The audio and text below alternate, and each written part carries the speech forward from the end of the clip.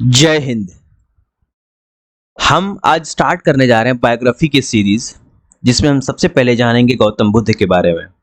आप पूछोगे ये कौन से सिलेबस में आएगा, ये कौन से एग्जाम में पूछा जाएगा। वैसे तो ये एग्जाम में बड़े बड़े एग्जाम में पूछा जाता है, गवर्नमेंट सर्विस के एग्जाम में पूछा जाता है, सिविल सेवा के एग्जाम में पूछा जाता है, लेकिन ये आपके लेवल पे ये किसी एग्जाम में नहीं आएगा। लेकिन फिर भी ये एक ऐसे बड़े एग्जाम में आएगा जिसने आपको और ज़्यादा प्रभावशाली बना सकता है और ज़्यादा हाईली इन्फ्लुएंस कर सकता है। ये आएगा आपके सबसे बड़े एग्जाम में, वो आपका है लाइफ का एग्जाम। लाइफ के एग्जाम में आपका कोई सिलेबस नहीं होता, आपका कोई सिलेबस, आपका कोई कंटेंट नहीं होता, बस ये होता जाता है और आपको पता भी नहीं चलता। तो टू टैकल दैट सिचुएशन, तो उस सिचुएशन को संभालने के लिए, उस सिचुएशन को हैंडल करने के लिए हमें एक बायोग्राफी की सीरीज ला रहा हूं, जिसमें हम सबसे पहले जानेंगे गौतम बुद्ध के बारे में।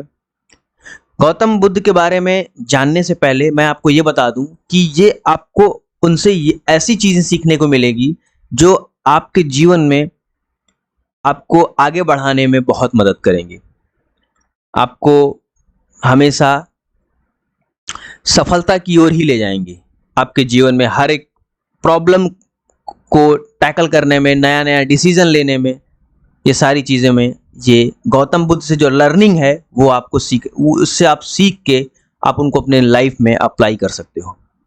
तो चलिए स्टार्ट करते हैं गौतम बुद्ध के बारे में। गौतम बुद्ध के बारे में जानेंगे और उनके जीवन के एक छोटे से एक जीवन का एक उनका लंबा सा अरसा है, तो उनको हम बहुत शॉर्ट टाइम में देखने वाले हैं कि उनका जीवन कैसा था, उनका जीवन काल में उन्होंने कैसा क्या ऐसा काम किया कि वो सिद्धार्थ से गौतम बुद्ध हो गए, महात्मा हो गए। तो चलिए स्टार्ट करते हैं गौतम बुद्ध के बारे में। तो सबसे पहले मैं आपको ले चलता हूं आज से करीब 2500-2600 साल पहले लुम्बिनी शहर में।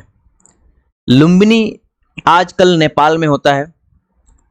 लुम्बिनी शहर में एक महाप्रतापी राजा हुआ करते थे जिनका नाम था सिद्धोधन।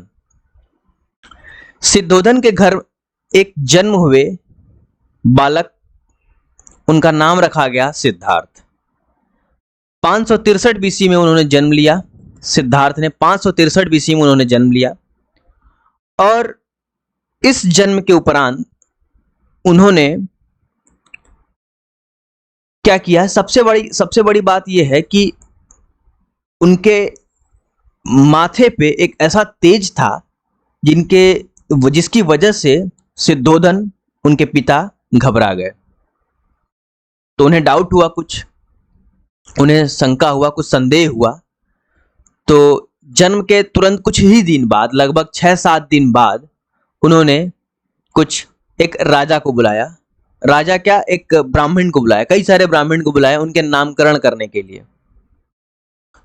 ठीक है, तो पहले मैं उनके बारे में बता देता हूं। वो बच्चा जन्म लेता है जिनका नामकरण रखने के बाद क्या रखा जाता है, सिद्धार्थ।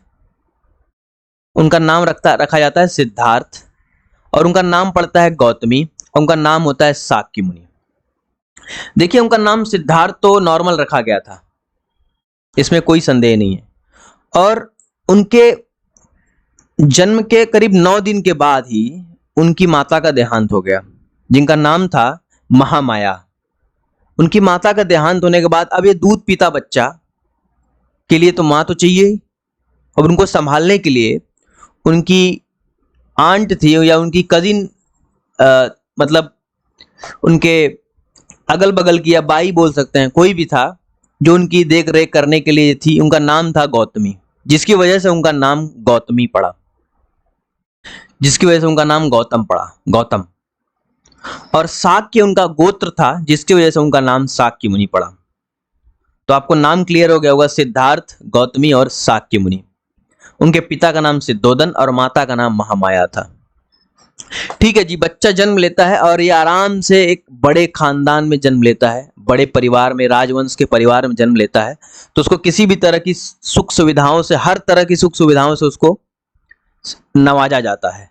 तो उनको चलने के लिए, उनको उनके मनोरंजन के लिए, छोटे पे ही मनोरंजन के लिए नृत्य, मतलब सारी चीजें सारी मुहैया कराई जाती हैं। हर चीज, हर संगीत गायन सब कुछ मनोरंजन के लिए उनके मुहैया कराया जाता है, उनको खुश रखने के लिए।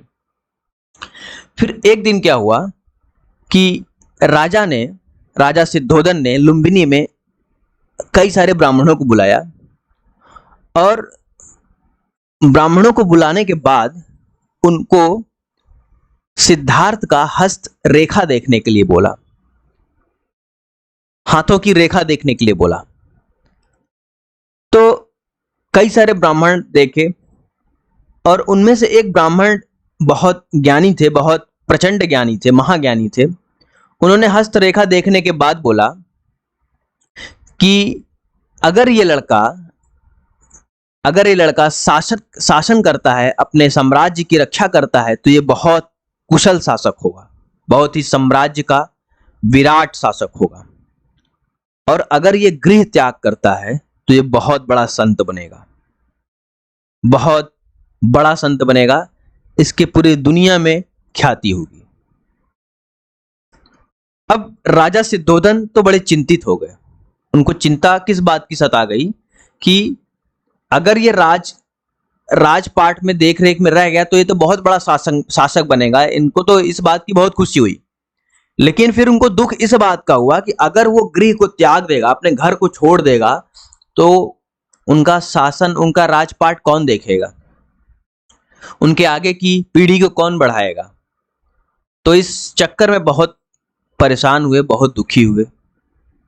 तो उनको ये लगा कि उनको राजपाट ही उनको सौंपा जाए, उनको बाहर जाने के लिए ना बोला जाए, उनको कोई ऐसी चीज न दिखाई जाए जिससे वो बाहर की तरफ आकर्षित हो और ये बाहर जाएं और ये संत के रास्ते पे, महात्मा के रास्ते पे निकल पड़े। तो उनको हर वो चीज दिखाई गई, मतलब उनको हर चीज से वंचित कर दिया गया, हर दुखों से वंचित कर दिया गया। उनको दुख नाम की एक पर भी, उनके दुख नाम की पंछी का पर भी नहीं आ सकता था उनके महल में। तो उनको सारी खुशियां दी गई, सारा सब कुछ दिया गया उनको। अगर वो बैठ जाते तो उनके लिए चार चार चरवाहे, चार नौकर चाकर सब साथ में रहते थे। उनको हर तरह, किसी भी तरह की कष्ट, किसी भी तरह का दुख बिल्कुल बर्दाश्त नहीं होने देते थे। दुख उनको दिखता ही नहीं था। राजा ने उनको दुख से बहुत परे रख दिया था, बहुत दूर। तो जब वो सोते तो उनके सेवा में कई सारे लोग लगे रहते थे, जब वो आराम करते कई सारे लोग लगे रहते। लेकिन आदमी कब तक घर में रहेगा, ये भी तो है, एक ना एक दिन तो बाहर निकलना ही है। लेकिन एक दिन ऐसा क्या हुआ किस्सा कि वो एक दिन अपने बगीचे में टहल रहे थे, तो उन्होंने देखा कि एक घायल हंस कहीं से आकर उनके गोद में गिर पड़ा, और उस पे जो तीर चलाया था वो उनके कजिन ब्रदर, उनके चचेरे भाई देवदत्त ने चलाया था। शिकारों का बहुत शौक होता था उस टाइम पे, तो शिकार करने के लिए देवदत्त ने हंस पे एक तीर चलाया अपना निशाना साधने के लिए। तो देवदत्त को तो बड़ा मजा आया, लेकिन हंस को तो तकलीफ हुई, दर्द हुआ, और ये दर्द से गिरकर आह करके ये सीधे सिद्धार्थ की गोद में जाके गिर गया।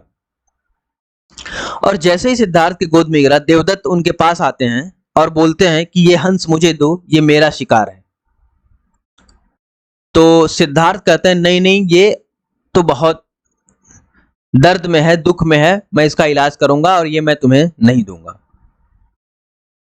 तो सिद्धार्थ देने से इनकार कर देते हैं। तो सिद्धार्थ इनका हंस का खूब अच्छे से सेवा सत्कार करने के बाद देवदत्त को पूछते हैं तुमने इसको क्यों मारा। तो बोलते हैं ये मेरा शिकार है, इसे मुझे दे दो। तो देवदत्त तो नाराज हो जाते हैं जब सिद्धार्थ मना कर देते हैं। तो फिर बोलते हैं कि चलो कोई बात नहीं, इसका फैसला राजा करेंगे, राजा सिद्धोधन, जो सिद्धार्थ के पिता हैं। तो हंस सिद्धार्थ और देवदत्त को कोर्ट में लाया जाता है, राजा के सामने रखा जाता है, और सब लोग अपनी अपनी पैरवी में बोलते हैं, अपने आप को पीच करते हैं। सिद्धार्थ भी बोलते हैं अपने जो उन्होंने किया होता है, हंस को बचाया होता है, और देवदत्त भी बोलते हैं उन्होंने हंस को तीर मारा होता है। तो राजा वैसे तो चाहिए कि शिकार का उस टाइम पे बहुत क्रेज हुआ करता, बहुत पागलपन हुआ करता था। तो शिकार तो उसी का होता है जो उसको मारता है, जो शिकारी होता है। लेकिन राजा सिद्धोधन भी परेशान हो गए। उन्होंने सोचा कि चलो क्यों ना इसको हंस पे ही छोड़ दिया जाए। तो उन्होंने हंस पे छोड़ा, और ये बोलते हैं, और दोनों लोग, सिद्धार्थ और देवदत्त, हंस को अपनी तरफ बुलाते हैं। देवदत्त पहले बुलाते हैं, तो देवदत्त की तरफ हंस नहीं जाता है। फिर वो हंस सिद्धार्थ की तरफ चला जाता है, सिद्धार्थ की बुलाने के बाद। तो हंस फिर किसका? सिद्धार्थ का हो जाता है। फिर राजा बोलते हैं कि हंस सिद्धार्थ का है, क्योंकि मारने वाले से ज्यादा बचाने वाला श्रेष्ठ है। ये कहानी आपने सुना होगा, देवदत्त और सिद्धार्थ की, बचपन में कहानी आपने सुनी होगी। ठीक है, तो फिर उसके बाद हंस उसके पास चला जाता है। ये किस्सा बड़ा बढ़िया किस्सा था, सिद्धार्थ, देवदत्त और हंस का। उसी के कुछ सालों के बाद सिद्धार्थ की शादी हो जाती है। सिद्धार्थ की शादी हो जाती है यशोधरा नाम की एक लड़की से। उनकी शादी हो जाती है। उनके शादी में हर शान शौकत से उनका सब कुछ सजा होता है, बिल्कुल बिल्कुल एक सम्राट की तरह शादी होती है। राजकुमार रहते हैं, लुम्बिनी के राजकुमार रहते हैं वो। तो शादी के बाद एक दिन क्या होता है, वो अपने घर से निकलते हैं घूमने के लिए। उनको लगता है कि यार घर में बैठे बैठे बहुत बोरियत हो गया है, अब एक दिन कहीं बाहर चलते हैं घूमने। ठीक है, तो एक दिन वो अपने सारथी को लेकर रथ पे अपने घोड़ों के साथ बाहर निकल जाते हैं। तो जब वो बाहर निकलते हैं तो उनको कई सारी चीजों का सामना करना पड़ता है, उनको देखना पड़ता है, उनको हर चीज को हर सारी सिचुएशन को सामना करना पड़ता है जो उन्होंने कभी देखा ही नहीं था, जो सिर्फ और सिर्फ महलों की खुशबू में, महलों की शानो शौकत में, सुख में, खुशियां में, उन्हीं सब में उनका जीवन चल रहा था। लेकिन एक दिन उनको अपने घर से निकलना पड़ा, और वो घर से निकलते निकलते उनको कई सारी चीजों को देखना पड़ा जो वो पहली बार अपने जीवन में देख रहे थे। तो सबसे पहले आगे बढ़ते हैं तो उन्हें देखते हैं एक बूढ़ा आदमी दिखता है। तो वो अपने सारथी से पूछते हैं, सारथी उनका कृष्ण बन जाते हैं और वो खुद अर्जुन बन जाते हैं। तो उनका सारथी तो सब कुछ जान रहा होता है क्योंकि वो बाहरी दुनिया को देख रहा होता है, लेकिन सिद्धार्थ इन सब सारी चीजों से वंचित होते हैं। तो सिद्धार्थ अपने सारथी से पूछते हैं, ये बूढ़ा आदमी कौन है, ये कौन है? तो सारथी बोलता है, ये बूढ़ा आदमी है, ये मृत्यु के बहुत नजदीक आ चुका है, ये दुख और दर्द से आह कर रहा है और ये इसकी अवस्था हो चुकी है, ये खुश नहीं है। फिर आगे बढ़ते हैं तो फिर देखते हैं कि एक मुर्दा इंसान को 4 लोग लेके जा रहे थे और राम नाम सत्य की जय करते हुए ले जा रहे थे। तो फिर वो सारथी से पूछते हैं कि ये किसको ले जा रहे हैं कंधे पे? तो सारथी बोलता है, ये मरणशैया पर एक मृतक आदमी पड़ा है जो कि इस संसार को छोड़ चुका है, और इस संसार को छोड़ के वो दूसरी संसार में जा चुका है, और ये लोग दुखी हैं, उसके चले जाने से ये लोग दुखी हैं। तो सिद्धार्थ को कुछ कुछ समझ में आने लग जाता है कि लोग दुख बहुत है। फिर उनका दुख देख के, सबका दुख देख के उनको बहुत दुख होता है। फिर वो आगे जाते हैं, फिर कई सारी सिचुएशन देखते हैं, जैसे कई और सारे दुख देखते हैं। तो उन सब सारे दुखों को देखकर सिद्धार्थ बहुत दुखी होते हैं, बोलते हैं कि इस जीवन में कितना कष्ट है, लोगों में कितना दुख है, लोगों में कितना परेशानी है, कितना कष्ट है, कितना दुख है, वो बर्दाश्त नहीं कर पा रहे, खुश नहीं है लोग। फिर वो कुछ आगे बढ़ते हैं, फिर वो देखते हैं कि एक मुनि अपने शिष्यों को कुछ ज्ञान दे रहे थे, और वो मुनि बहुत प्रसन्न थे और उनके शिष्य भी बहुत प्रसन्न थे। फिर वो अपने सारथी से पूछते हैं कि ये लोग कौन है।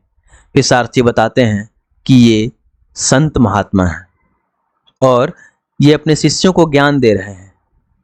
इन तो फिर बोलते हैं, और ये जो संत महात्मा हैं इनको ज्ञान की प्राप्ति हो चुकी है और ये अपने जीवन में बहुत खुश हैं।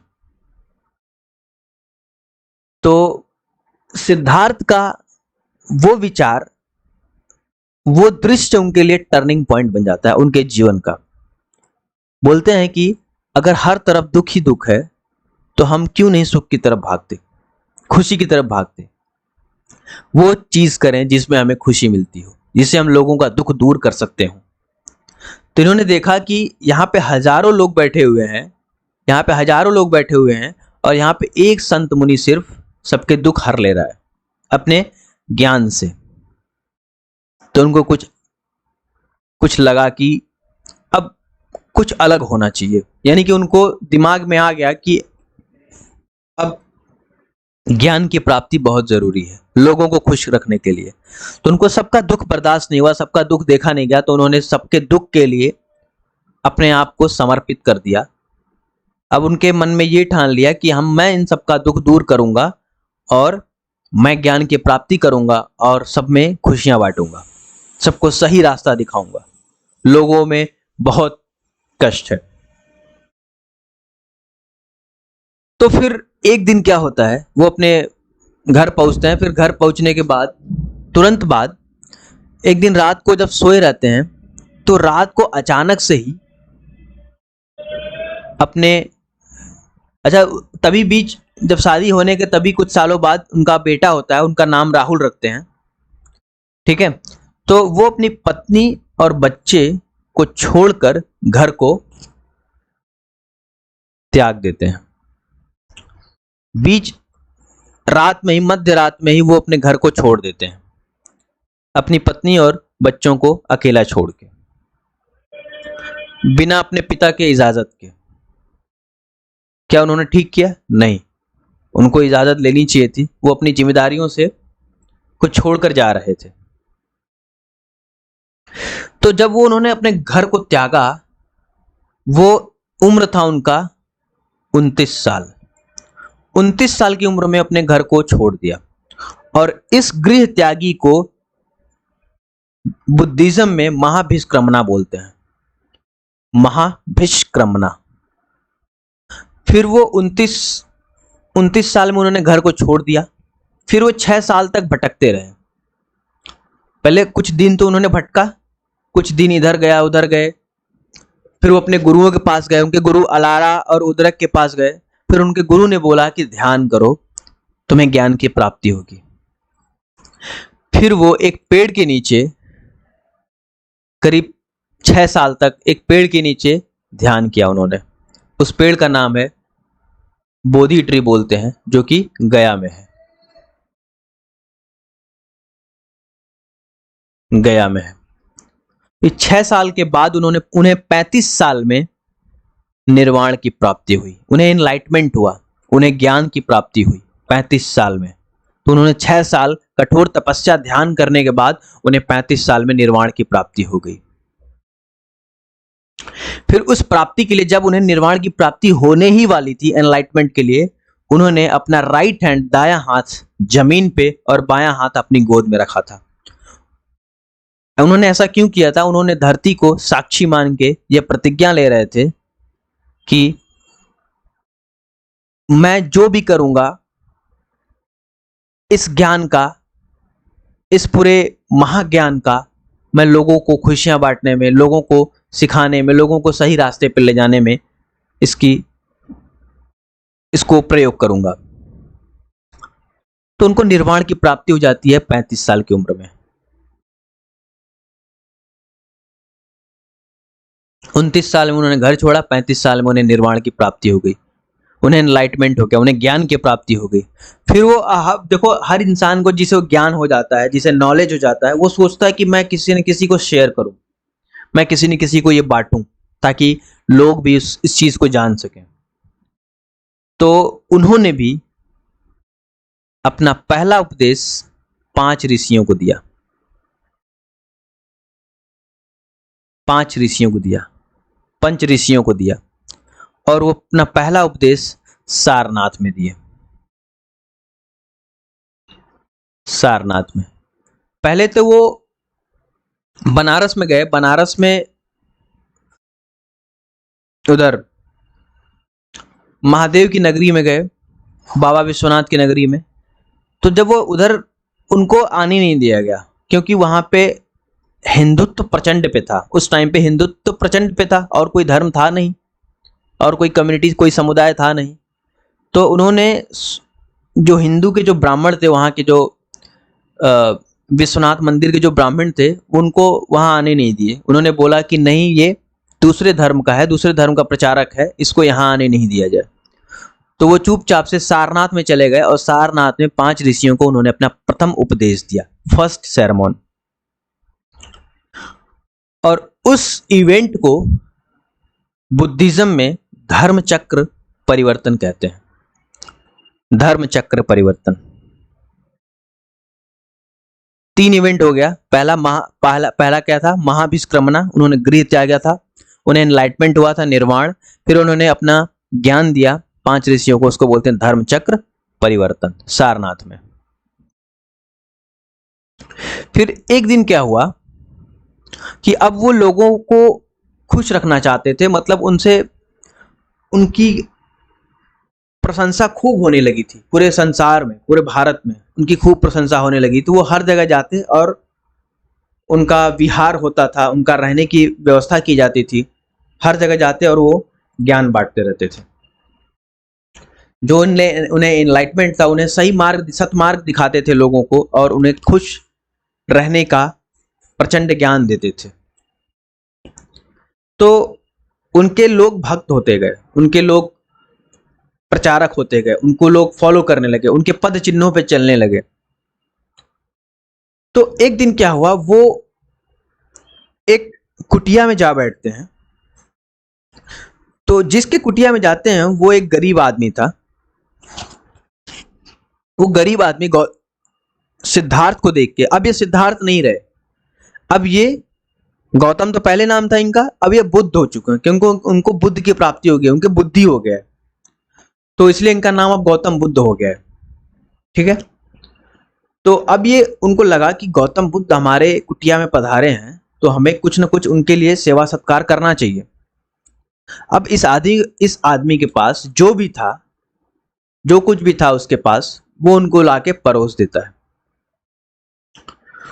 जो चीज परोसता है वो एक शुक्रमध्य होता है, कहते हैं ये सुअर का मांस होता है।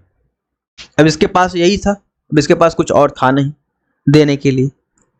तो गौतम बुद्ध को लगता है कि, वैसे तो ये नॉन वेजिटेरियन थे, उनको लगता है कि अगर कोई इंसान इतनी प्यार से, इतनी शिद्दत से दे रहा है और अपना समझ के दे रहा है, अपना गुरु मान रहा है, तो उसके भेंट को, उसके जो उपहार वो दे रहा है उसे स्वीकार करना चाहिए, चाहे वो सुअर का मांस हो या कुछ भी हो, चाहे वो शुक्रमध्य हो या कुछ भी हो। तो जैसे वो देखते हैं शुक्रमध्य को, इस खाने के शुक्रमध्य बोलते हैं इसको, जैसे इसको देखते हैं उनको कुछ आभास होता है। उनको लगता है कि अगर ये मैं सबके साथ खाऊंगा, वो अपने ऋषियों के साथ, अपने शिष्यों के साथ पहुंचे रहते हैं वहां पे, उनको लगता है अगर मैं सबके साथ खाऊंगा तो यहाँ पे सबकी मृत्यु हो जाएगी, क्योंकि उसमें जहर होता है। और ये आदमी, ये जो गरीब आदमी होता है, ये जानबूझ के उसमें जहर नहीं डालता है, उसमें जहर ऑलरेडी पड़ा रहता है या खराब हो चुका होता है या फिर उसमें कुछ हो गया होता है।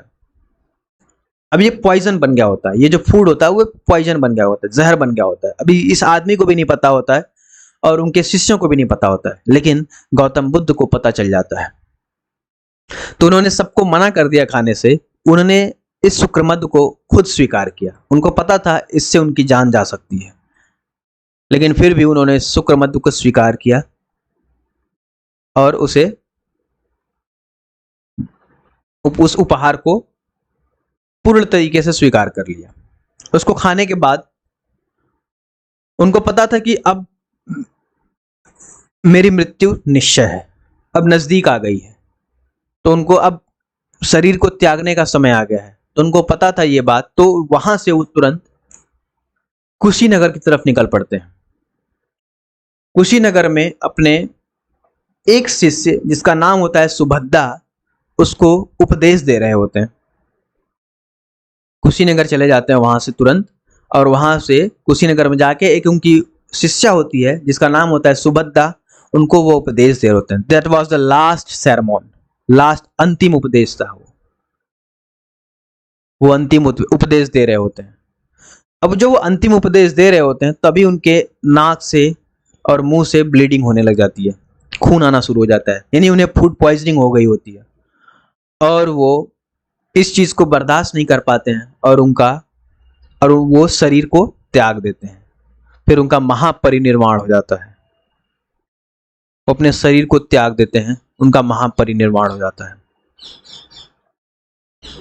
कुशीनगर में। और उस समय होता है 483 BC, 483, लगभग 80 साल के बाद। उनका जन्म हुआ था 563 में, और वो उनके शरीर को त्यागे थे, महापरिनिर्वाण हुआ था 483 BC में। तो इस ऐसे ये सिद्धार्थ से गौतम बुद्ध बने। बुद्ध को बुद्धि है जहां मिली, गया में। तो ये तो था उनके जीवन काल का थोड़ा परिचय गौतम बुद्ध के। ये मैंने क्यों बताया, क्या ये इंपॉर्टेंट है? ये इंपॉर्टेंट तो है ही, ये इंपॉर्टेंट, ये महत्वपूर्ण तो उनके बारे में जानना है ही, इनके जीवन काल के बारे में। उससे ज्यादा महत्वपूर्ण है इनकी लर्निंग्स को जानना, इन्होंने उपदेश जो दिए उनको जानना, उनको सीखना। उन्होंने 4 जीवन की सच्चाई बताई, 4 नोबल ट्रुथ। पहला दुख, दूसरा दुख समुदाय, तीसरा दुख निरोधा, चौथा दुख निरोधा गामिनी प्रतिपाद। दुख मतलब जीवन में दुख तो आएंगे ही, समस्याएं सबको होंगी। हर अगर इंसान धरती पर जन्म लिया है तो उसको भी समस्याएं होंगी, उसको भी प्रॉब्लम होगा।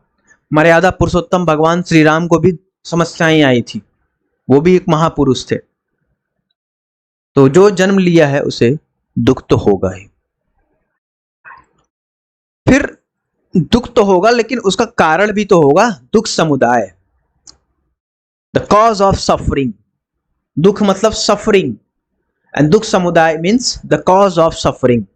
दुख का कारण, बिना कारण के दुख होता नहीं, यूं ही तो दुख नहीं आ जाता, तो उसका कारण होता है।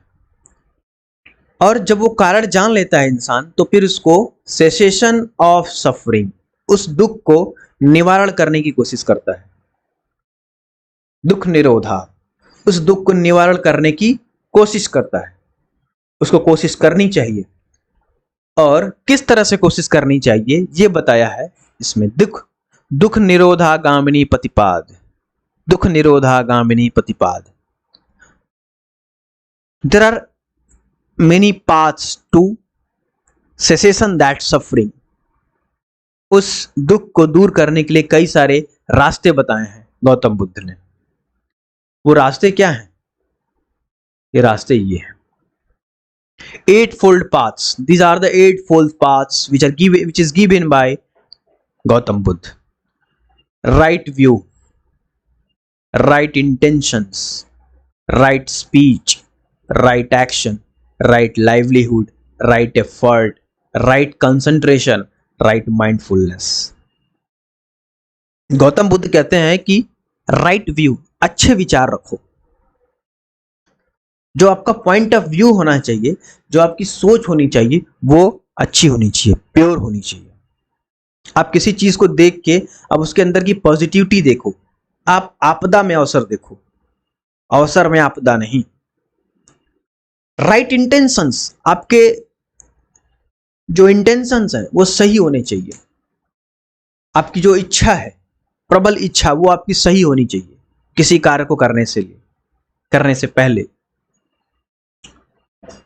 आपका इंटेंशन ये नहीं कि आपको चोरी करनी है, आपका किसी भी काम को करना है तो आपका इंटेंशन सही होना चाहिए। आपके अंदर की जो उस काम को करने का जो दृढ़ संकल्प है वो मजबूत होना चाहिए। राइट स्पीच, सही बोलो। आप किसी को ऐसा ना बोलो कि उसको दुख हो। आप किसी को घृणित तरीके से बात मत करो। आप अच्छा बोलो, आप अच्छे वक्तव्य रखो। तो गौतम बुद्ध कहते हैं कि राइट स्पीच, अच्छा बोलो, सही बोलो। राइट एक्शन, एक्शन सही लो। किसी भी काम में सही एक्शन लो, गलत एक्शन मत लो, पॉजिटिव एक्शन लो। किसी भी एक्शन करने से दो एक्शन होते हैं, एक पॉजिटिव एक्शन होता है, एक नेगेटिव एक्शन होता है। पॉजिटिव एक्शन लो, किसी भी काम को सफल कराने के लिए सही प्रयास होना बहुत जरूरी है।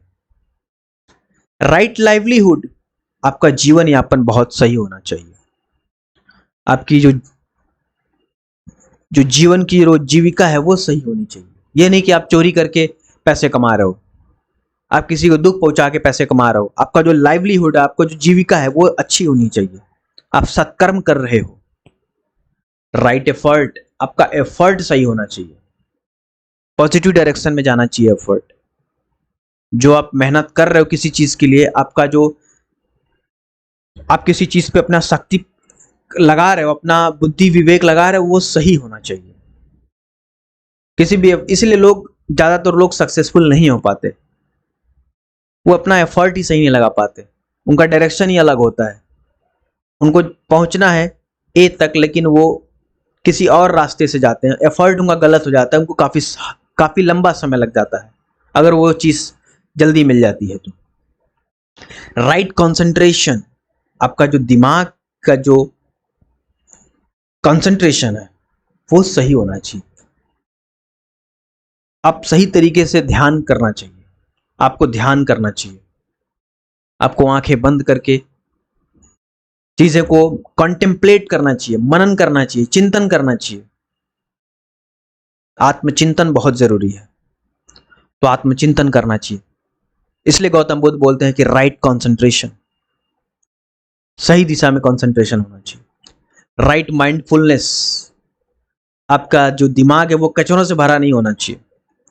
It must be pure mind, peace and pure mind. दिमाग में सही चीजें को आने दो, इनके अंदर की विकार को दूर करो, उनके अंदर के दुख को दूर, उनके अंदर की जितनी नेगेटिव थॉट्स हैं उनको दूर करो, राइट थिंग्स को एब्जॉर्ब करो। ठीक है, इसलिए गौतम बुद्ध 8 तरीके बताते हैं अपने दुख का निवारण करने के लिए। मैंने आपके लिए ये एक्सप्लेनेशन लगा रखा है।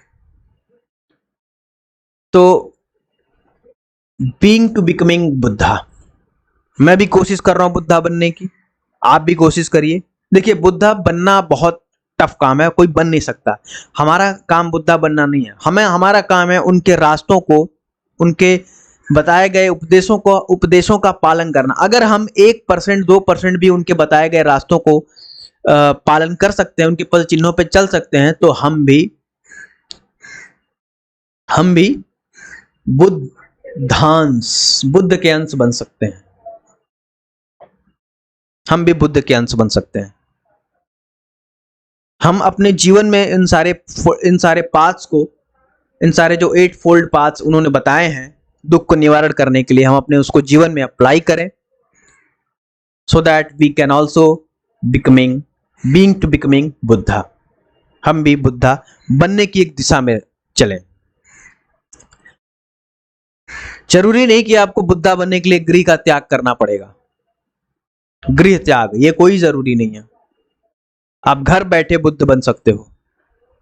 आप अच्छा विचार करो, अच्छा सोचो, अच्छा कर्म करो, अच्छा ध्यान करो, सब कुछ अच्छा करो।